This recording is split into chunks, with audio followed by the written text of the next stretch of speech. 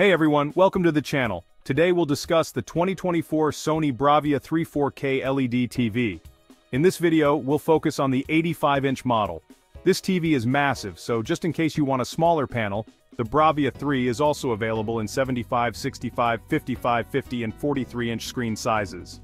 Also, the Bravia 3 has different panel types, either VA or IPS depending on panel size. See the description section to see these panel variants. VA panels provide better contrast and black levels in picture images, whereas IPS panels suffer from inadequate contrast and black levels. On the other hand, IPS panels have very good wide-angle viewing when compared to VA panels which tend to have inadequate wide viewing angles. So there will be trade-offs depending on which panel type you choose. Right out of the box, you can tell this TV is designed for an immersive experience, giving you 85 inches of pure viewing pleasure. So whether you're watching movies, TV shows, or video gaming, you're guaranteed an immersive entertainment experience. But how does it actually perform? That's the million-dollar question. Performance is key when it comes to a TV of any caliber. But before we get to its performance, we'll first explore its features, and then dive into picture quality and overall performance to see what it has to offer. This is where the Bravia 3 really needs to deliver, especially at this size. When you have a TV this large, every picture trait matters. The screen real estate is vast, and any imperfections can become glaringly obvious. First impressions? This is one of Sony's basic 4K TVs with a modern yet minimalist design. The bezels are made of plastic and are relatively thin so your focus stays on the screen. The rear panel is also made of plastic and feels a bit cheaply made, which is not surprising for an entry-level model. Overall, the TV has no quality control issues. The metal stand is sturdy and well built and provides great support for a TV of this size with minimal wobble.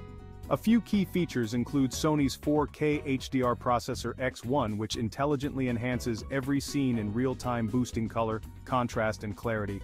Small picture detail elements from the texture of an actor's skin to the intricate details in a landscape were well defined. Additionally, Sony's 4K HDR Processor X1 does a great job of upscaling lower resolution content. This means that even if you're watching something that isn't in 4K, it will still look great. For color rendering, the Bravia 3 produces natural, realistic, and accurate colors using Sony's Triluminos Pro technology. This TV uses direct LED backlighting for picture illumination. There is no local dimming feature which would have provided precise control over the TV's LED zones, as well as delivering brighter picture images and a better contrast ratio. For a complete list of features, check out the description section. But let's get to the important stuff, picture quality. This is where the Sony Bravia 3 does a decent job. Sony has a reputation for great displays, and the Bravia 3 holds its own as one of the company's entry-level models. The Bravia 3 produced sharp and refined 4K picture images. Picture detail and clarity were very good with no picture artifacts, thanks to Sony's excellent video processing. Sony's Triluminos Pro technology delivered impressive out-of-box SDR and HDR color accuracy, while providing a wide color gamut and good color volume for a more vibrant color palette. Overall, colors were richer and more accurate, providing a visually natural and realistic viewing experience. Moving on to contrast and black levels. The 85-inch Bravia 3 produced good contrast, which in turn provided deep, black levels with content that required this level of performance thanks to its VA panel. However, contrast and black levels would have been even better if the panel used local dimming. Up next is the Google TV Smart TV interface. Google TV is one of my favorite smart TV platforms and is well laid out and easy to use and opens the door to a host of entertainment options. Now on to video gaming. The Bravia 3 is a good TV for basic gaming. It has ALLM or Auto Low Latency mode for very low input lag, allowing for smooth command execution with no lag between the gaming controller and on-screen action. But for gamers who desire all the advanced gaming features such as VRR or variable refresh rate and 4K at 120 Hz, you will have to search elsewhere since the Bravia 3 doesn't have support for HDMI 2.1 or a 120 Hz panel. So what about motion handling? Even though the Bravia 3 has a 60 Hz panel, I didn't experience any motion blur while watching fast action content. Motion remained clear and smooth. Now let's talk about the Bravia 3's HDR and SDR performance. This TV has okay HDR brightness.